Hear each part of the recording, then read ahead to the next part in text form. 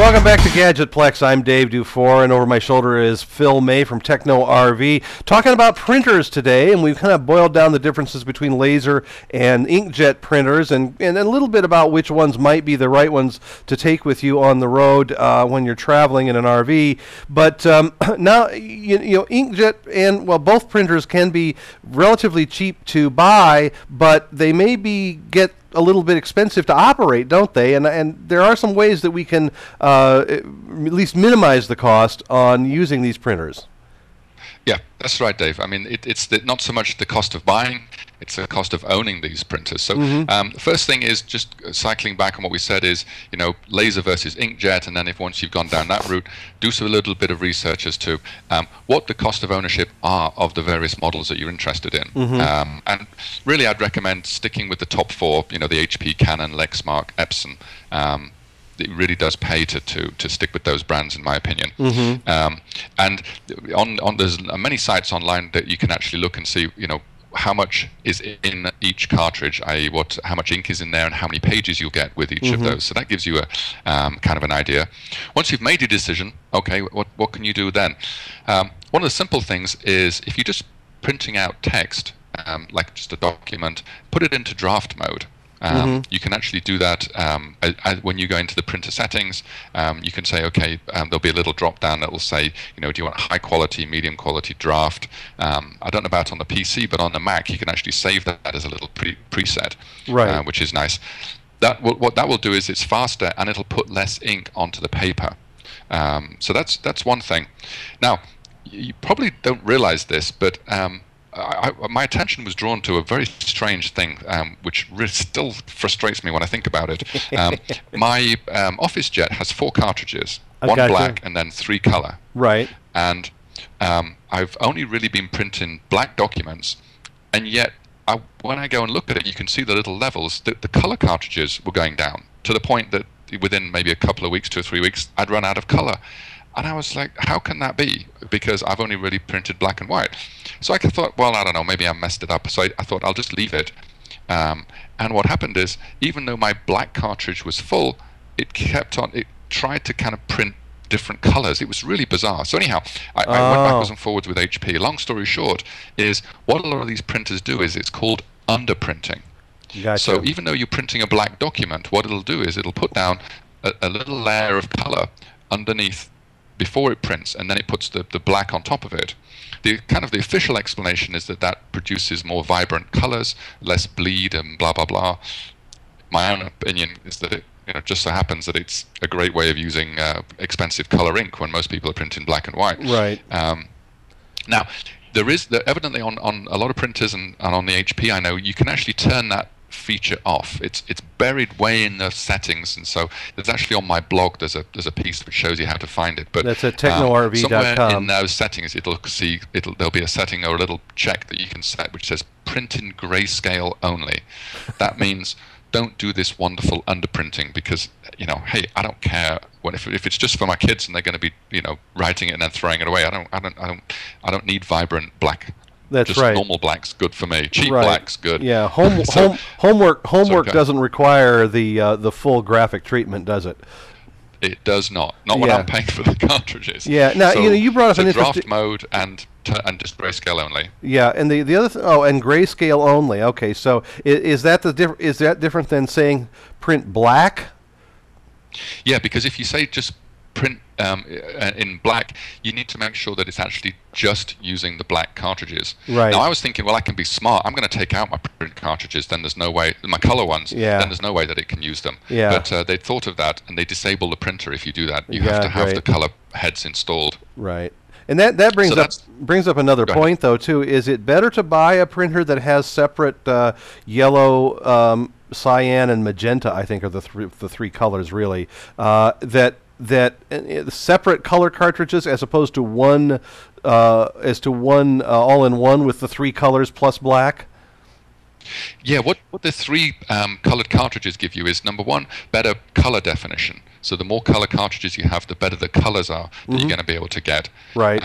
You also have the ability to, if one of the colors, let's say you're printing a certain and your logo is a certain color and it just keeps on running on that color, then you can just replace that individual color cartridge that you've exhausted. Right. So. And then the third thing is you have more ability to actually put more ink in there and better value ink by using the extra large cartridges. So again, some of the entry models don't have that ability. If you go up a little bit, then they're designed with more space, and they'll take the bigger extra large cartridges.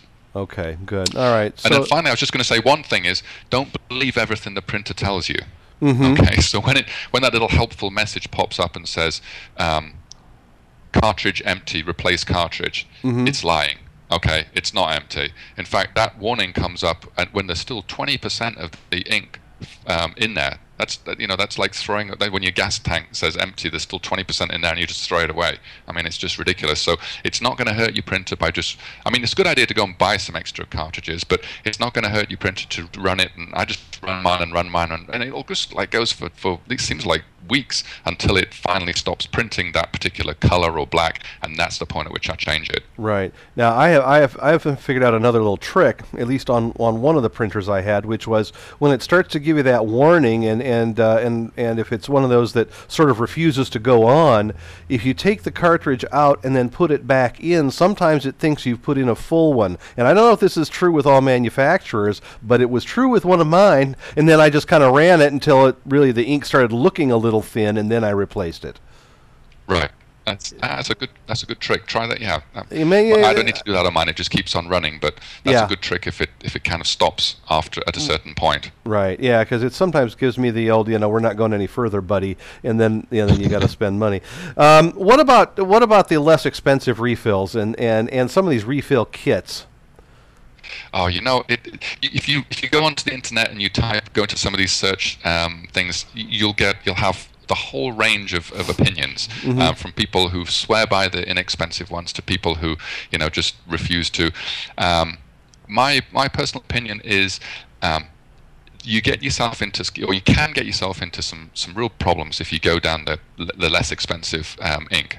I mean, you think you're saving money, but then they can leak, they can jam your printer, they can bleed, they can smudge, they can fade over time.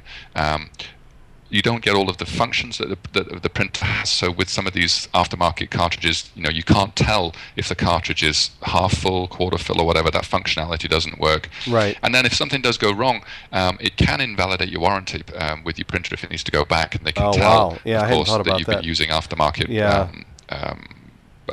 Cartridges in there. So I'm kind of more of the conservative side in terms of you really get what you pay for. I'd rather buy the right ink and then use some of these other tips and tricks to try and reduce the amount of ink that I'm using.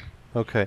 One of the things, of course, that a lot of folks who travel are going to want to know or want to use a printer for, of course, is printing photographs. And there are a lot of different options for printing photographs, either on a regular printer using photo paper, or you can buy these little photo printers that are just kind of like ideally suited to print a 5x7 or smaller 4x6 type photographs. Are those really a good idea, or are you better off going to Walgreens or Walmart or something and using the printers there? It really depends what works for you. I mean, the little small ones are convenient if you find that you don't have a requirement to print out documents at all, but you do want to print out your pictures, then those little ones are good. Of course, they have the downside that you can't print out larger documents. Maybe if you were doing a card and you wanted to fold it over, so it is limited. It also depends on what sort of quality that you want, as we talked about earlier. If you want better quality, then you can go up to a more expensive color photograph printer, which will then have multiple color cartridges, which will give you better quality. Okay, so it really depends on what you're going to do and essentially what your volume is. It seems to me that if you're going to go to high volume, you're better off not using one of those little printers. If you want to print, say, 100 photos, using one of the online services might be a better bet, and just wait the few days for it to come back to you. Yeah, exactly. I would agree with that. If it's particularly like if we do printing for I said HP. I've got HP on the brain now. For Techno RV, we'll go to FedEx, a print shop, or wherever, because by the time you add in the price of the ink, it's actually cheaper just to give them the file and get them to do the printing. So that's always a good solution. There's one other thing I did want to mention, and I didn't put it in the script here, but one thing that we use, which is a really nice facility, is called Shutterfly. And what that will give you is the ability to be able to print out your photographs, but sort of bind them together into a book. Yeah. They do I don't know if you've used those, Dave. They do a really good service. They're not expensive. They make great gifts at Christmas, and they'll mail them to people. And there are other services besides Shutterfly as well, I'm sure, that do an equally good job. But I just wanted to mention that as a way of being able to print out really nice photos. Yeah, Shutterfly. I think Snapfish is another one, and there are some other ones out there as well. Those are kind of the two biggies, and some of those are actually directly connected to things like Flickr and Picasso, where you can just directly from those online photo programs, you can print your pictures directly from those. So we're going to be back. They've made it really easy for you. Yeah, they do. They really do. We will be back in just a moment with more from Phil May, talking more about printers, photo printers, and some other tips for making your printer do a better job for you. So stay with us here on Gadgetplex. Got a question or comment for Gadgetplex's Phil May? Send him an email at gadgetplex@rvnn.tv or leave a voicemail for Phil at 877-578-RVNN, extension 703. Follow RV Newsnet on Facebook and Twitter, and you can receive text messages to alert you when we're streaming live by texting RVNN to 72727. That way, you can join us live in the chat room, ask questions, and become part of the RV Newsnet family. Remember, any photos or other material submitted to us become the property of RV Newsnet and cannot be returned. For more TV like this from the world of RVs, head to rvnn.tv.